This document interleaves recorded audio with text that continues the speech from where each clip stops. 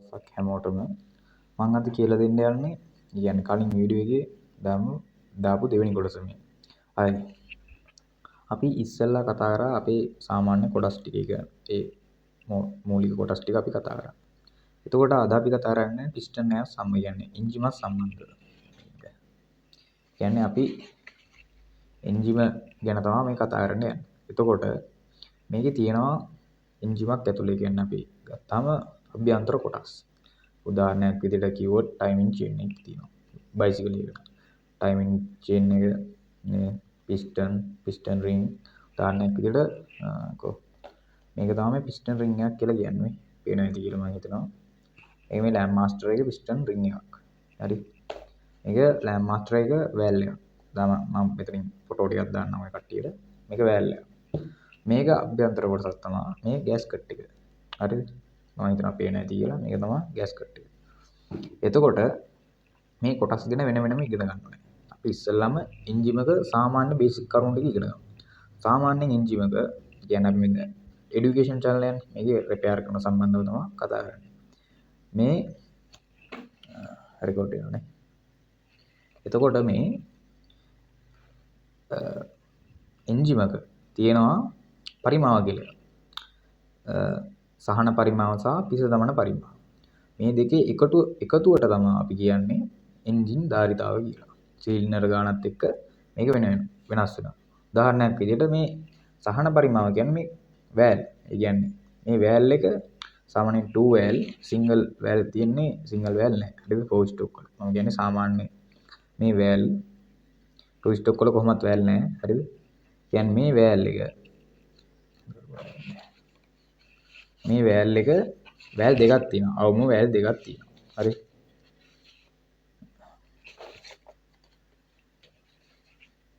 හරිද? වැල් දෙකක් තියෙනවා. මේ වැල් දෙක මේ තියෙන පැත්ත. කොහොම මේක සාමාන්‍යයෙන් ඔහොම තියෙන්නේ. ඔය වගේ ඔහොම නිකන් කප් එකකට වැඩිය ඔහොම තියෙන්නේ මේ වැල්. උදාහරණයක් විදිහට මේකත් වැල්ලක් කියලා හිතාගන්නකො. මේ මෙහෙම තියෙන්නේ. හරිද? මේවා ඔහොම ඇරෙනවා. හරිද? ඔහොම ඇරෙනවා. ඔහොම වැහිලා දෙකම වැහිලා තියෙනවා. දැන් මේ තියෙන ටික තියෙන්නේ. මේ ටිකට තමයි සහන පරිමාව කියන්නේ. මේක හරීම චූටි ප්‍රමාණයක්. එතකොට විස දමන පරිමාව කියන්නේ මේ පිස්ටන් එක කියන්නේ උදාහරණයක් විදිහට මට පෙන්නන්න නෑ. ඔයගොල්ලෝ බෝතලයක් තියෙනවා සාමාන්‍ය බෝතලයක්. සාමාන්‍ය ඉතින් ওই බෝතලයක්. කියන්නේ බෝතලයක් වගේ දෙයකට තමයි කියන්නේ සිලින්ඩර් එක පරිමාව. ඒ කියන්නේ 25R වර්ග H. එතන සූත්‍රයම සාමාන්‍ය ඔලුල් ගණිතය. එතකොට මේ දෙකේ එකතුවට තමයි කියන්නේ එන්ජින් ධාරිතාව කියලා. ඒ හිතන්නකෝ සහන පරිමාව 20යි. විස දමන පරිමාව 80යි. 80 ධන 20 කීයද 100යි. එතකොට ඒකේ එක් සිලින්ඩරයක් තියෙනවා නම් සිංගල් සිලින්ඩර්. එතකොට මේ එන්ජින් ධාරිතාව 100යි. උදාහරණයක් විදිහට ඒ වගේ දැන් උදාහරණයක් විදිහට හිතමුකෝ සහන පරිමාව 10යි. විස දමන පරිමාව 50යි. එතකොට ඊට 60යි. ඒ වගේ සිලින්ඩර හතරක් තියෙනවා. එතකොට 240යි cc එන්ජිම පරිමාව. ඒ කියන්නේ එක සිලින්ඩර් එකකට සම්පූර්ණ ධාරිතාවය 60යි. ඒ වගේ සිලින්ඩර් හතරක්. මම සූත්‍රය දාන්නම්. එතකොට මේ සූත්‍රයෙන් මේ විදිහට තමයි ඔය ගාන හදන්නේ. එතකොට මේ ගැන බේසික් එක දැනෙන්න. තව දෙයක් කියුබික් සෙන්ටිමීටර් එකක් කියන්නේ ඝන සෙන්ටිමීටර් එකක්. ඝන සෙන්ටිමීටර් 1000ක් කියන්නේ ලීටරයක්. එතකොට කියුබික් සෙන්ටිමීටර් 1000ක් කියන්නේ ලීටරයක්ම තමයි. සාමාන්‍ය ඔය කාර්යයක් ඔය ගන්න යද්දී අපි දකිනවා මේ රෙකෝඩ් එකනේ. දකිනවා මේ කියන්නේ 1 ලීටර එන්ජිමක් තියෙන්නේ මේකට කියනවා. 3 ලීටර එන්ජිමක් තියෙන්නේ කියනවා. ඒ කියන්නේ මේ සෙටප් එක. කියන්නේ මේ මොනවද නෙමෙයි මේකේ ධාරිතාවය ගැන තමයි කියන්නේ. එතකොට තව මේකේ විදි තියෙනවා. අපි ඉස්සල්ලාම ඒ කියන්නේ එන්ජිමක ඇතුළත ක්‍රියාකාරීත්වය ඉගෙනගමු. ඔක්කොටම අනේ ඉගෙන ගන්න එපා. අපි දැනට කියන්නේ ඉස්සල්ලාම කතා කරනවා 4 ස්ට්‍රෝක් ගැන. ඊට පස්සේ 2 ස්ට්‍රෝක් ගැන තමයි කතා කරන්නේ. හරිද? එතකොට 4 ස්ට්‍රෝක් වල තියෙනවා ඒ කියන්නේ මේ 4 ස්ට්‍රෝක් වල තියෙනවා පුලිංගු ජෝලන සහ සම්පීඩන ජෝලන කියලා. කියන්නේ පුලිංගු ජෝලනයි සම්පීඩන ජෝලනයි. සම්පීඩන ජෝලන පුලිංගු ජෝලන. ඔය පුලිංගු ජෝලන කියන්නේ මේ පෙට්‍රල් වලට. සම්පීඩන ජෝලන කියන්නේ ඩීසල් වලට. ඔය ඩීසල් පෙට්‍රල් කතන්දරේ ඉතින් වෙනස්කම් තියෙනවා. හරිද? සාමාන්‍ය ඔය අධිබරති වාහන සඳහා පාවිච්චි කරන්නේ කියන්නේ බරපතල ප්‍රවාහනය කරන වාහන සඳහා පාවිච්චි කරන ඩීසල්. තමයි ඉහළ කාර්යක්ෂමතාවක් තියෙනවා. සානික හොඳ ඉන්ධන කාර්යක්ෂමතාවකුත් තියෙනවා. හරි. දැන් පෙට්‍රල් එන්ජිමක් සාමාන්‍යයෙන් පාවිච්චි කරන අඩුයි. මේ සාමාන්‍ය ඔය කාර් එකකට, වෑන් එකකට වගේ සාමාන්‍ය දෙයකට තමයි පාවිච්චි කරන්නේ. හරි. අපි ඉස්සෙල්ලාම කතා කරමු පෙට්‍රල් එන්ජිමක් ගැන. හරි. එතකොට මේ පෙට්‍රල් එන්ජිම තියෙනවා ෆෝර් ස්ට්‍රෝක් කියන්නේ සිව් පහර චක්‍රය. මේකට අපි කියන ඔටෝ චක්‍රය කියලා. එතකොට මේ සිව් පහර චක්‍රය බල පහර, පිටාර පහර, සම්පීඩන පහර කියලා තියෙනවා. කියන්නේ පිළිවෙලට කිව්වොත් චූසන පහර, සම්පීඩන පහර, බල පහර, පිටාර පහර. එතකොට මේ පහරවල් හතර සිද්ධ වෙනවා. ටූ ස්ට්‍රෝක් වලත් මේකම සිද්ධ වෙනවා. අපි ඒකෙදි කියන්නේ උඩු පහර සහ යටි පහර. ඒ පහරවල් දෙකේදී මේ සිව් පහර චක්‍රය සිද්ධ වෙනවා. හරිද? අපි දැන් ෆෝර් ස්ට්‍රෝක් ගැන කතා කරමු. ෆෝර් ස්ට්‍රෝක් පෙට්‍රල් ගැන. හරි. ඔයාලට සාමාන්‍ය බයික් එකක් තියෙනවානේ. බයික් එක ලංකාවේ නම් තියා ඔය පාවිච්චි කරන අඩුයි. සාමාන්‍ය මිලිටරි කියන්නේ ඇමරිකාව මිලිටරි පැත්ත වගේම ගත්තාම ටූ ස්ට්‍රෝක් පෙට්‍රල් බයික් තියෙනවා. ආමි එකේ වගේ කියන්නේ. ඉස්සර ඒවා දැන් නම් පාවිච්චි වෙන්නේ නැහැ. සායක ටිකක් අමාරුයි වැඩි. හරිද? එතකොට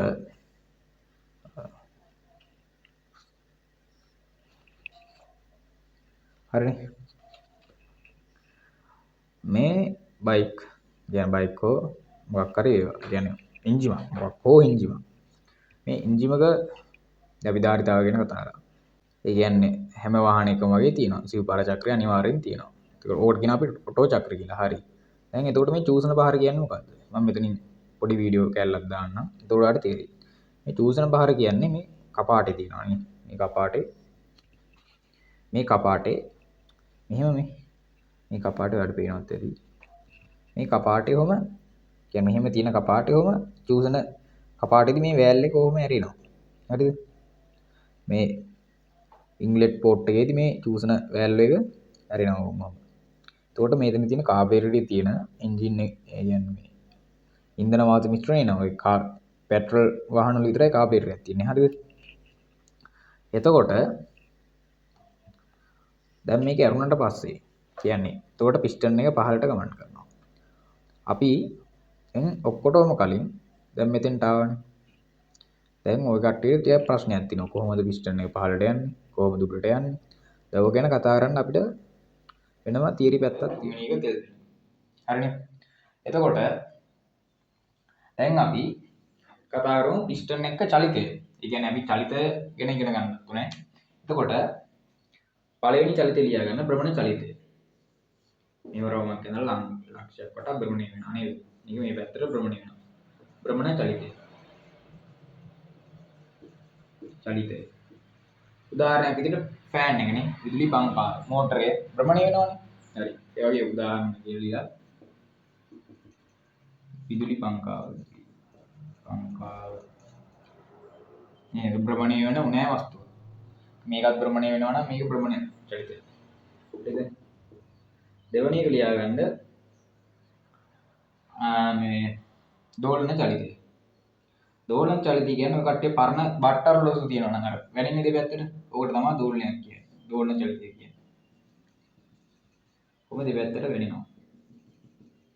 කියන්නේ යම් ලක්ෂ දෙකක් අතර පැද්දීමක් වගේ දෙයක් තමයි වෙන්නේ. අපි ඉස්සරහට අරමු. ලියන්න දෝලන චලිතය. මේ වගේ අර මොහොනේ කරද්දිත් අර කරන්නේ ආන්ගේ වගේ මේක. ඔහොම ගිහින් ඔහොමම වගේ එකක් තමයි දෝලන චලිතයක් කියන්නේ. හරිද? දෝලන චලිතය. බට්ට කියලා කියන්නේ බට්ට. අනිත් එක තමයි එකට වෙනම ලියගමු හරි. දැන් ඒක ලියා ගන්න අණු ඇටුම් චලිතය කියලා. අණු ඇටුම් චලිතය මේක තමයි අපි ටිකක් වැදගත්. සාරිද? හොඳටම වැදගත්. තුන්වෙනි එක අණු ඇටුම් චලිතය. අණු ඇටුම් චලිතය. මේකට හිතන්නකො මේ මෙතන මේ පිස්ටන් එක තියෙනවා. හරිද? ඔය පිස්ටන් එක තියෙනවා.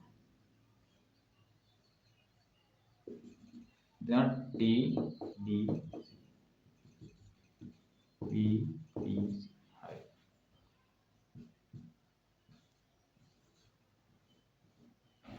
හරිනේ. මේ දඟර කඳ තියෙන බීම් මෙහෙම හරිද? ඕමම ඕම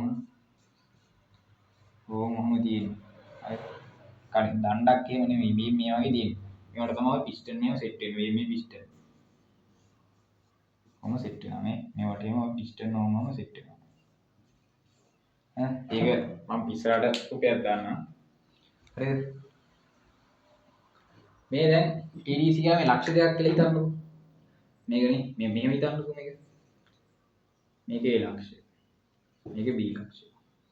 මේක භ්‍රමණය වෙනවා නේ. මේක භ්‍රමණ චලිතයක්. හරිද? භ්‍රමණ චලිතය. හරි. මේ පිස්ටන් එක. මෙතෙන්ට එද්දී ඔයාලා හිතන්නේ මේකට මොකක් වෙනවා කියලා. දැන් මෙහෙම හිතන්නකෝ.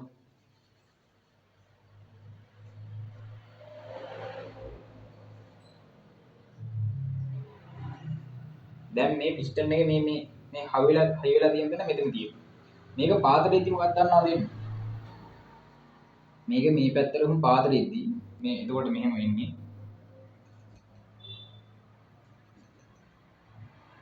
පාතල ආපුවාම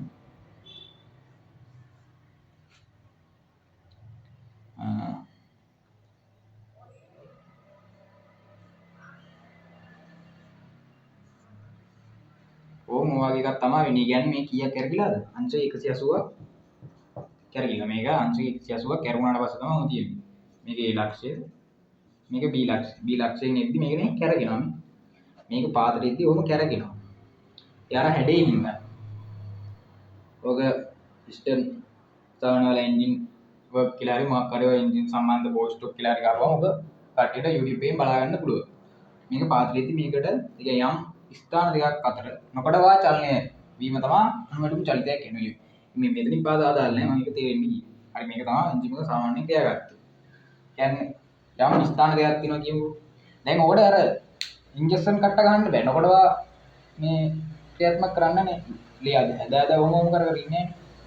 එතකොට යම් ස්ථාන දෙකක් අතර නොකඩවා චලනය වීම තමයි අනුමැතිය චලිතය කියලා කියන්නේ.